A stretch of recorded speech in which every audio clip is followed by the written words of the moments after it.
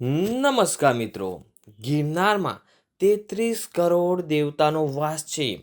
પરિક્રમા કરીને ભક્તો 33 કરોડ દેવતાના આશીર્વાદ મેળવવાનો અનુભવ કરે છે. પરંતુ શું મિત્રો તમને ખબર છે કે પ્રથમ વખત ગિરનારની પરિક્રમા કોણે કરી હતી? મિત્રો, જૂનાગઢમાં આ વર્ષે લીલી પરિક્રમા 1 નવેમ્બરથી શરૂ થઈ રહી છે અને 5 દિવસ સુધી ચાલશે.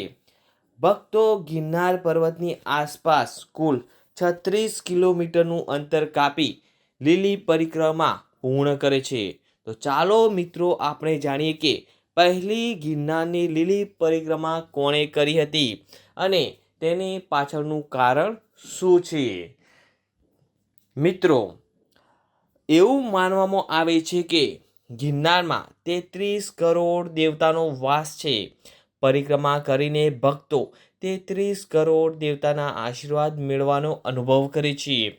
માન્યતા પ્રમાણે જે કોઈ આ પરિક્રમા કરે છે તે 7 જન્મનું પુણ્યનું ભાથું બાંધી લે છે, જેને લઈને લાખો ભક્તો આ પરિક્રમા ચોક્કસથી કરતા હોય છે. ગિરનાર લીલી પરિક્રમા માત્ર એક ધાર્મિક યાત્રા જ નથી, પરંતુ કુદરતના ખોળે જવાનો, તેને માણવાનો એક સાહસભર્યો અનુભવ છે. સૌ પ્રથમ વખત ગિરનારની લીલી પરિક્રમા ભગવાન શ્રી કૃષ્ણએ કરી હોવાનું માનવામાં આવે છે.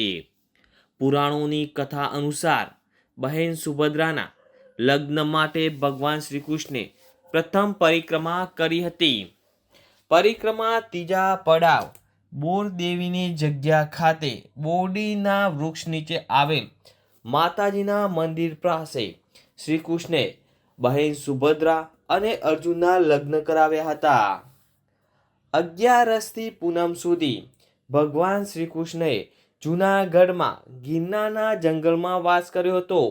ભગવાન શ્રી કૃષ્ણએ કરેલી પરિક્રમા બાદ આ લીલી પરિક્રમા કરવાનું શરૂ થયું હોવાનું માનવામાં આવે છે.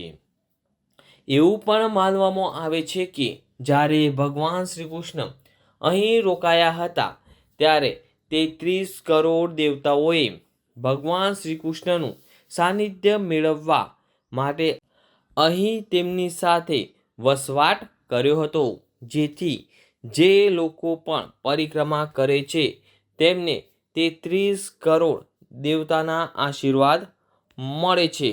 તો મિત્રો, આજે આપણે જાણ્યું કે ગિરનાર પર્વતની પરિક્રમા સૌ પ્રથમ કોણે કરી હતી તેના વિશે. તો જો મિત્રો તમને આ મારી જાણકારી સારી લાગી હોય તો પ્લીઝ મિત્રો મારા વિડીયોને શેર કરજો, લાઈક કરજો, કોમેન્ટ કરજો.